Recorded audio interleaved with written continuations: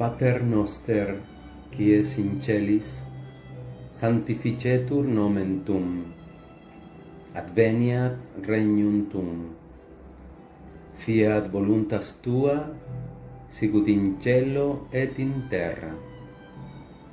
Panem nostrum quotidianum da nobis hodie, et dimiti nobis de vita nostra, sicut et nos dimitimus debitoribus nostris, et ne nos inducas in tentationem, sed libera nos a malo. Amén. La resurrección. Los discípulos reconocieron en el resucitado al que era el crucificado, a Jesús de Nazaret.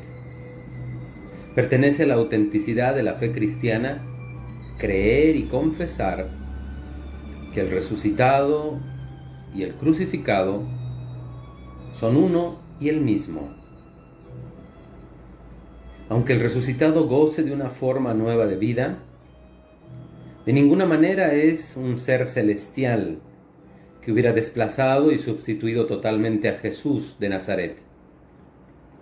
Además, al resucitar a Jesús, Dios acreditó al rechazado por los hombres, acreditado en su persona.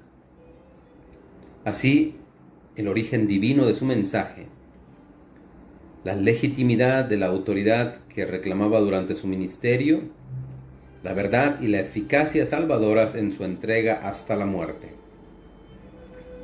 Ahora, el anuncio del reino de Dios es el anuncio acerca de Cristo, ya que por Él y en Él, por su encarnación, por su camino en la tierra, por su muerte, resurrección y exaltación, viene el reino de los cielos. Muchos son los pasajes en el Nuevo Testamento donde encontramos el anuncio pascual. La confesión de fe que nos transmite Pablo. No cabe duda de que Pablo ha comprobado muchas veces aquella citada tradición. A través de los testigos que nombra, esta tradición nos remite a Palestina y sobre todo a Jerusalén, como el lugar donde se originó. Así se explica que a pesar de haber recibido directamente del Señor resucitado el Evangelio y la misión de anunciarlo, Pablo trató durante su carrera misionera de mantener siempre y en medio de grandes dificultades su vinculación con Jerusalén. Los testimonios escritos más antiguos de la resurrección del Señor recogen la afirmación: Dios resucitó a Jesús de la muerte. Esta forma se remonta a la comunidad primitiva de Jerusalén. Del simple anuncio pascual se distinguen los relatos de la Pascua que leemos al final de los Evangelios. Atestiguan la resurrección de Jesús en la forma de un relato. Es muy importante advertir que aunque las cartas de Pablo hayan sido escritas antes de los Evangelios, estos pueden contener materiales pertenecientes a la tradición más primitiva. Así ocurre con el hallazgo de la tumba vacía. La forma literaria más antigua del relato sobre el hallazgo del sepulcro de Jesús, abierto y vacío, está en Marcos. Todo este relato va dirigido al anuncio que el joven vestido de blanco da a las mujeres. A Jesús Nazareno, al que crucificaron, se le busca en vano en una tumba. Ha resucitado.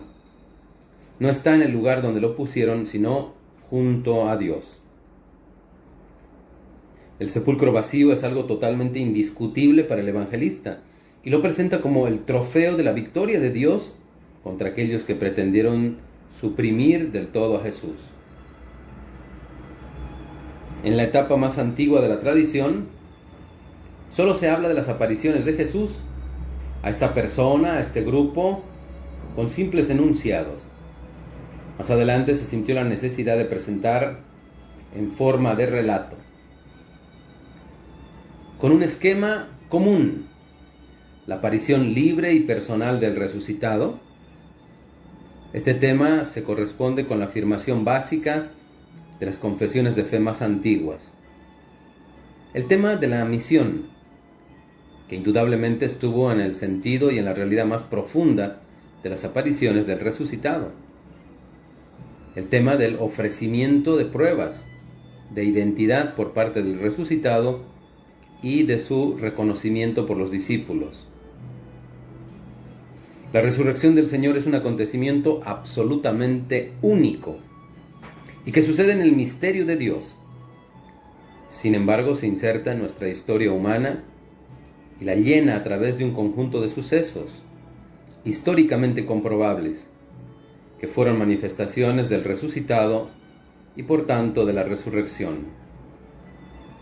Gracias a este conjunto de sucesos como rasgos suyos, el resucitado entra libremente en las entrañas de nuestro mundo histórico, sin pertenecer a la vez a este mundo, por vivir con Dios su Padre. Poco tiempo después del Viernes Santo se produce un giro rápido y sorprendente en la conducta de los discípulos de Jesús. Después del arresto y de la muerte de Jesús en la cruz, huyen precipitadamente a Galilea. Transcurridos un breve espacio de tiempo, vuelven a Jerusalén, ciudad peligrosa para ellos, se constituyen en comunidad y afirman que el crucificado vive, que ha sido resucitado y exaltado por Dios, y lo sostendrán con su propia vida. Como consecuencia de todo ello, siguen llevando adelante la obra de Jesús y emprenden una misión cuyo dinamismo desbordará pronto en los límites de Palestina. Y en breve tiempo, judíos de fe estrictamente monoteísta les reconocen al crucificado dignidad y funciones propiamente de Dios. Este cambio no pudo realizarse solo por la reflexión del pasado de Jesús. Es una profundización de las Escrituras, llegando a la certeza pascual. Los discípulos proclaman como factor desencadenante de su sorprendente cambio de actitud un acontecimiento: el encuentro con el crucificado que está vivo y triunfante. La afirmación es escueta, realmente algo vivido por los discípulos que fueron los que originaron aquella fe pascual. En las narraciones evangélicas, Jesús resucitado se presenta en persona ante sus discípulos, por propia iniciativa, con libertad, no condicionada de ningún impedimento físico. En el sentido propio e inmediato del testimonio más original sobre las afirmaciones de la aparición, no es otro sino este: Jesús, el crucificado y llamado por Dios a la vida inmortal en él, salió al paso, al encuentro de sus discípulos y se dejó ver por ellos. También puede describirse así, desde otro punto de vista. Dios, por amor, descubrió en su propia gloria a Jesús, su Hijo resucitado. La Iglesia Apostólica, cuyo testimonio recoge el Nuevo Testamento, destaca la experiencia pascual como algo único, irrepetible. La rica historia de las visiones y experiencias espirituales de la Iglesia no ofrece nada igual como las apariciones del Señor a sus discípulos. Fueron relativamente pocos los favorecidos con las apariciones del resucitado, y en cambio ningún cristiano queda en principio excluido de la recepción del Espíritu Santo y de las magníficas y extraordinarias experiencias que él produce. El Espíritu Santo es en la Iglesia el don de Cristo que ha resucitado.